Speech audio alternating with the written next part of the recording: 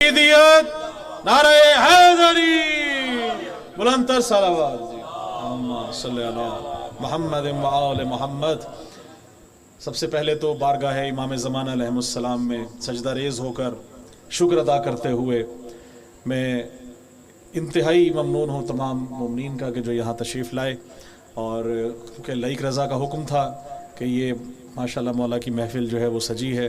आज यहाँ ज़ाकिरीन उलमा तमाम जो है वो यहाँ ख़िताब फरमाएंगे और शौराए कराम भी मौजूद हैं।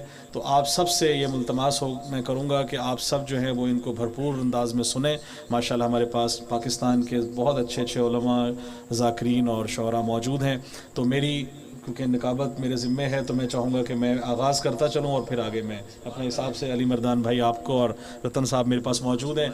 आप सब की हाज़िरी को जो है वो इस मौके की मुनासबत से आपकी नज़र पेश कर रहा हूँ। अनीस भाई हमारे गर्देश साहब आपकी नज़र कलाम से आगाज़ कर रहा हूँ कि शब्बीर का एहसान है ज़हरा की दुआ है।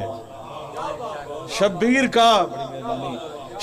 का एहसान है ज़हरा की दुआ है, मोमिन की रज़ाओं में ही अल्लाह की रज़ा है। मेहरबानी सबकी हम सब की जितने मोमिनीन हैं उनकी रज़ाओं में अल्लाह की रज़ा शामिल है।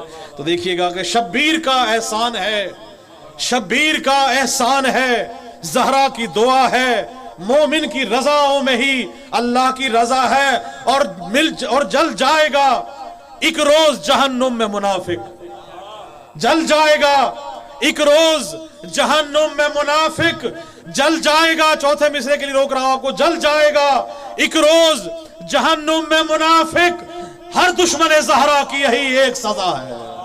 जज़ाकल्लाह, बड़ी मेहरबानी, बहुत शुक्रिया। इसी शेर के साथ मैं मुल्तमिस